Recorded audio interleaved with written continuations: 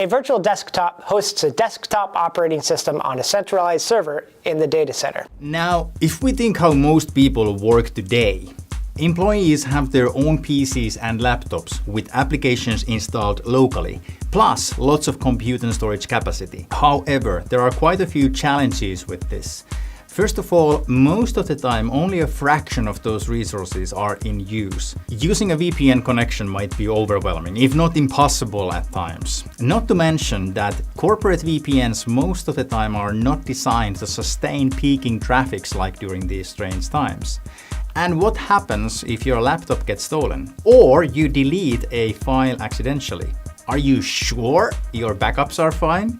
Also, since all your apps are installed on your device, you have to use your device to be able to work. Now, how about if we moved all those apps and all the data to a secure, dedicated and centralized data center with lots of shared compute and storage capacity? And then we give employees a remote access to those apps and data from wherever with whatever device. You can use laptops, tablets, PCs, phones, you name it. Whatever device has at least some processing power and access to the internet. No more wasted capacity. All the resources are fully optimized. You can also forget all the hassle with the VPNs. A secure, stable connection is automatically opened. You can also access all your apps and data from any device. And remember, the data is in the data center, so not much damage if you lose your laptop or delete a file. It's all secured at all times. So business continuity gets a huge bump with VDI, and that is actually one of the main drivers for businesses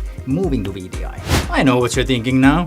You have a faint memory of seeing a VDI solution at some conference some 10 years ago with stuttering video and breaking connections, right? Well, that's not 2020 anymore. Actually, you get exactly the same user experience as you would get with your laptop. In fact, you should remember to demand this from your VDI vendor. With VDI, users can access anything on the organization's server from any device through a secure portal. There are two kinds of virtual desktops. A persistent virtual desktop enables users to customize their own personal desktop and saves their progress for future use like a traditional desktop. It's useful for work and school environments. A non-persistent virtual desktop provides a pool of uniform desktops that users can access when needed. These revert to an original state whenever the user logs out. Non-persistent VDI is common in call centers, kiosks, computer labs, and public libraries, environments where users won't need personalization and don't want their personal information stored. VDI is popular for many reasons. It's manageable, which reduces IT headaches. It saves money on company-issued devices. It's more secure since company data isn't stored on the device. It enables users to work from anywhere. And it keeps personal apps and info separate from enterprise apps and info. However, the cost associated with infrastructure and storage expenses can eat into VDI cost savings. VDI also relies on network connectivity, meaning users can't access their workspaces without a connection. You may have heard of the terms thick client, thin client, or zero client before, but what do they mean and why should you use each one? Let's dive in. First up is the thick client, which is essentially a traditional computer. It has a storage drive and an operating system, like Windows or Linux, and applications are installed on it. Everything is loaded from the local storage drive inside the system, and it doesn't require connection to the server or the internet to run applications from that storage drive. You can, of course, access data from a server, but thick clients run independently, meaning they can still be used if you unplug the Ethernet or turn off the Wi-Fi. This works fine if your computing network consists of just a few systems, but in enterprise environments, there might be hundreds or even thousands of computers in use all over the office or the off-carpet areas, like manufacturing lines, warehouses, vehicles, power stations, and so on. Managing all of those computers, applying security updates, and even simply keeping track of them all can be a daunting task. Enter our next two types of devices, thin and zero clients. Thin clients are typically much more stripped down. These computers often still have a storage drive on them to host skeleton operating systems and store configuration settings, but they don't have any data or applications installed directly on them. Instead, thin clients connect to a central server to boot and rely on that server to serve up the software applications and data that users need. So it's actually the server that's running the applications, and the computer is essentially just acting as a terminal to facilitate this connection and let the user see and work within their applications. Finally, that brings us to zero clients. You can probably guess from the name at this point that there is even less to this type of computer. These systems also rely on a connection to a server, but they go one step further. They don't have any storage drive at all. When zero clients are turned on, they actually use firmware to boot off the network and connect to the server, then download what's needed directly into memory rather than a hard drive. This means they don't retain an operating system or configuration settings, so it's up to the server to identify the computer and decide what content to serve to that user.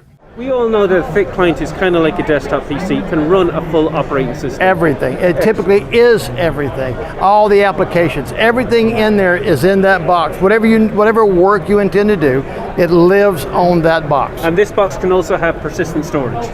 Absolutely. Excellent. Where you store your anything and everything that you want to store on it. So for security, we are moving towards a thin client and a zero client. Can you briefly explain the difference between the two? In regards to security, if you have a need for security, then you want to go zero client, because what that means is a zero client, and there's two kinds, there's open architecture and closed architecture, but the bottom line is what a zero client is, it is a one protocol connection device. It has no persistent data whatsoever. What it does is very simple. It connects to a virtual machine that lives somewhere else. The virtual machine pushes video to it, which creates your screen, which creates this image on your screen.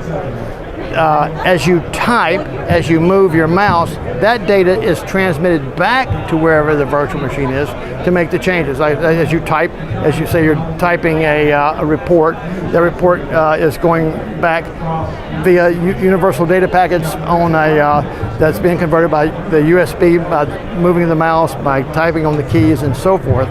And that goes back. So it's a dual communication. You know, it's sending you data and you're sending it data back. If you're storing something, or if you're moving data around, then you open up something and you're moving something in there. That's not happening here on the zero client. That's happening in the other world where it's secure. And what it really means is this: if you have zero clients deployed and you're extremely concerned about security, and say you have a person interested in doing espionage and so forth, and they're coming through cleaning. They say, well, I'm coming about here and I'll just grab this zero client and I'll just stick it in my bucket, walk out of the building with it, and they plug it in later and they find out they got nothing, because nothing was on it to begin with. It's the same relationship that you're like a direct TV receiver.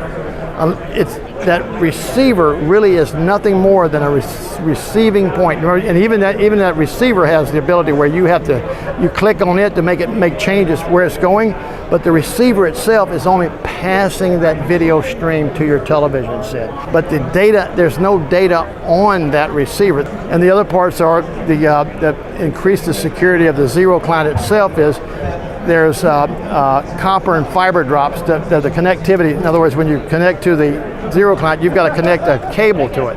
That cable will be copper or fiber. The copper being Cat6, and the fiber being just transmitting light. The idea is they can't put a coupler around it and pick up the EMF that emits, and they've had people being able to reproduce the actual video coming by capturing that. So this can be made very, very secure. Excellent. Well, thank you very much for that excellent explanation, Ben. It was a pleasure meeting you. You are certainly welcome.